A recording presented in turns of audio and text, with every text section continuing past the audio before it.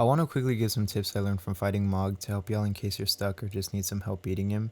He's not a hard boss, his second phase is just a little annoying, but my equips really help make this fight close to cheesed, so if y'all want to copy this strat, I'm using the Seppuku Ash of War with the Fire's Deadly Sin incantation, along with my plus 10 Mimic. Seppuku plus Sin makes it to where the fire engulfing your body causes blood procs by just touching an enemy, so the number of procs go crazy with your Mimic having it too. This dude has a lot of easily punishable attacks, especially with your summon tanking most of the fight, and there's one specific attack he does that really allows you to get several hits in. I noticed that almost every time I tried fighting him, he started off with a blood splash attack, usually target locked onto my summon, so take that opportunity to attack him from behind and get some hits in. He didn't do it this time, but it's easy to just run around any of his attacks on the initial encounter. One tip I can give you is to roll into the splash attack instead of trying to roll away from it, because you'll end up just rolling right into the fire it causes if you back roll.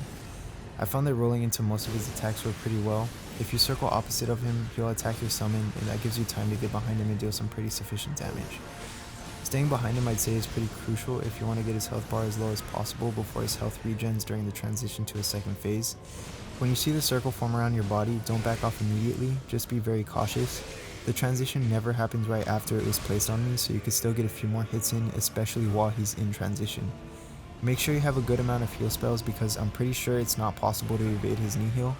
You'll spend at least 2 but probably 3 to get back to a comfortable health, and he also builds up bleed, so watch out for the status bar and don't let it fill up or you'll hemorrhage and take a lot of damage.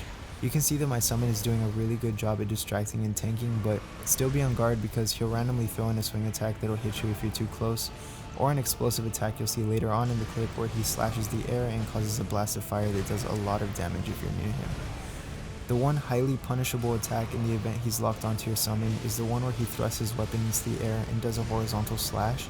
He does maybe 2 or 3 in a row, and if you're behind him it won't hit you, so roll into his attacks, stay behind him, and make sure you have enough mana to continue using the Ashen incantation because they do run out after some time.